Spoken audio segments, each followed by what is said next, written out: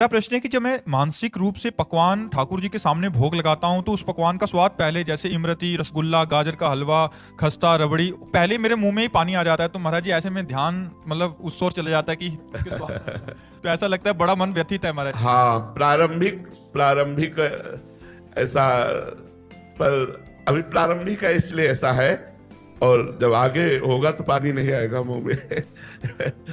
हमारा हृदय जो है ना, जब प्रभु को सुख पहुंचाने के लिए व्याकुल होगा, अभी अपने सुख पहुंचाने के लिए, तो हमारा हृदय प्रफुल्लित हो जाएगा। आज गुझिया, समोसा, चटनी, कढ़ी, ये ठाकुर जी को भोग लगाए, हमारा मन उल्लसित होकर ठाकुर जी के सुख में, क्या प्रिया जी को ये पवाना है, लाल जी को ये पवाना है, प्रिया जी को ऐसे पवाना है।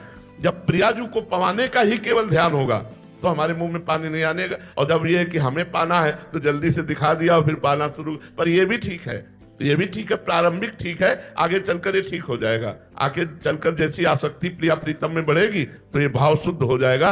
अभी स्वसुख वांछा है ना, इसलिए स्वाद की वृत्ति आ जाती है, और जहां स्वसुख वांछा नष्ट हुई तो फिर प्रभु को स्वाद दिला देंगे, और प्रभु के पाए हुए प्रसाद का स्वाद लेना फिर बाद में आ जाएगा। अभी अमनिया को देखकर जो मुंह में पानी आ जाता है, ये प्राथमिक स्थिति है, आगे चलकर ये ठीक हो जाएगा। पर अच्छा है, बहुत अच्छा है जो आप ऐसा करते हैं, धन्यवाद, तुम्हारा जीवन सार्थक हो जाएगा। ऐसा करना ही चाहिए। मानसिक सेवा में कोई पैसा तो लगता नहीं, 5 मिनट बैठ करके सब कोई कर सकता है, ठाकुर जी को अच्छा अच्छा भोग लगा सकता है।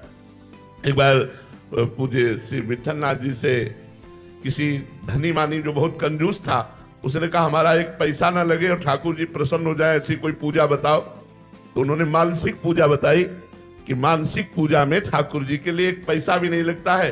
मन से कचौड़ी पकौड़ी, सुंदर सुंदर मीठा और भोग थाल में, सोने के थाल में, और भगवान को लगा रहे हैं भाव के द्वारा। उसको जम गई बात, भाव से वो रोज ठाकुर जी को भोग लगाता और शयन के समय दूध पिलाता। एक दिन, कई वर्ष हो गए, तो एक दिन भाव में उसने 2 अंजुली चीनी डाल दी और उसको बड़ी जलन होने लगी कि यार 1 अंजुली से काम चलता था, 2 अंजुली क्यों डाल दी? कंजूस दिमाग का था ना। तो ठाकुर जी प्रकट होकर एक थप्पड़ मारे उसके और बोले जब मानसिक लगा रहा तो भी कंजूसी कर रहा है।